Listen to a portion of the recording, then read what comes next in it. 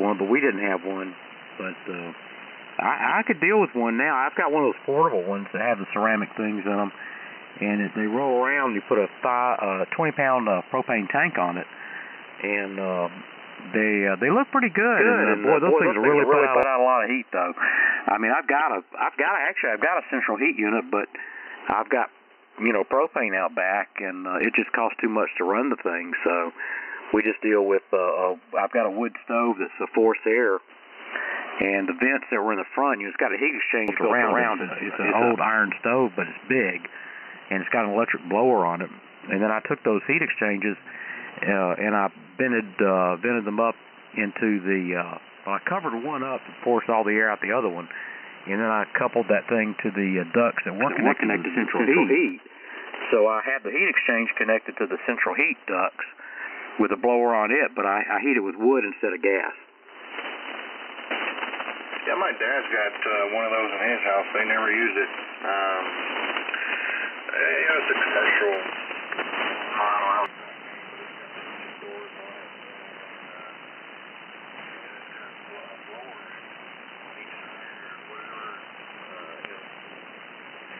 It only kicks in when the buck stove gets to a certain temperature, and it'll kick in whether it be low or high.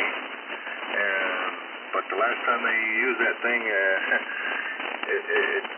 heated them out of the house. I mean, they had to open the door in the wintertime. That's how much heat that thing puts out. Yeah, KG4WL back. Yeah, that's true. I was going to say that. They will absolutely run you out. You really have to close those vents down. Then you get a lot of mileage out of your wood. But yeah, if you leave the vents, the little intake vents open on the bottom into where the wood is burning, it almost makes like a forced. I don't know. It's almost like an explosive containment. Kind of like a jet engine, and this air rushing in, just burns that wood at such a high rate that it roars. It's like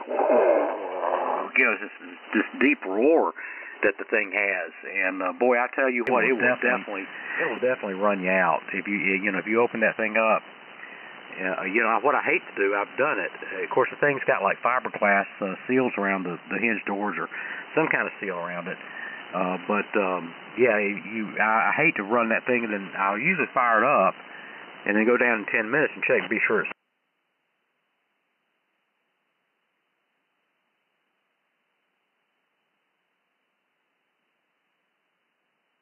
iron burning off the outside of the stove or whatever, and I know I forgot to turn the fan on. That thing is like, sometimes it's just like, hot just to even get near the thing to turn the fan on. So, if you don't hear me some night, I might have burned the house down.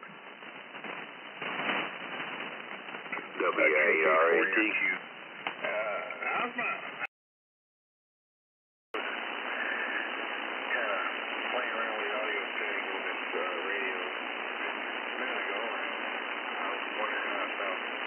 That sounds good to me. Sound excellent. First time I talked to you, I couldn't hardly hear you. I don't know why. I may have just here tonight. I've got you like 10 over 9 up here.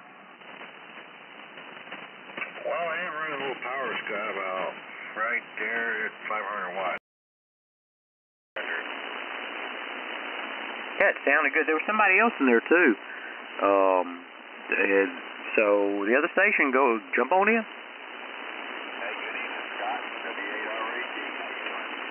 Hey, we're doing good, Brad. Mike, what's going on? Good to hear. We got Chris. Excuse me. Oh, that's all right. I answer to just about anything. Oh, man, we just got in here, been listening for a little bit. Got a lot of static on this end, a lot of noise. I don't know what's going on. I guess storms around somewhere.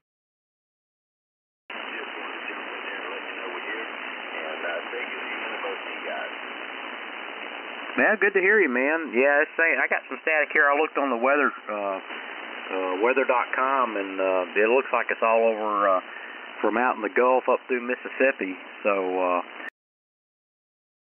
I have down there, but yeah, there's a bunch of static in there.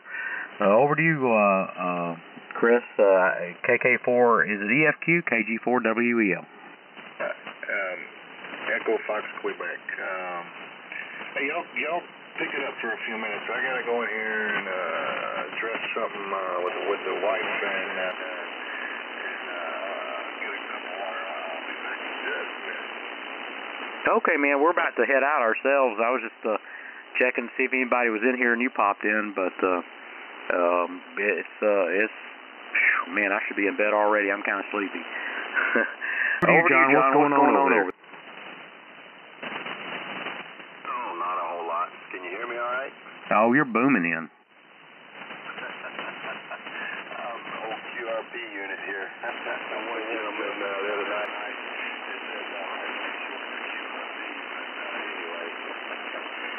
Man, we just got a shower and went out and worked on the metal shop a little bit tonight. We got a guy called me this afternoon, wanted a 10 pole, and I just sent one off in the mail to somebody else, and I had all the pieces cut out ready to weld together, so I did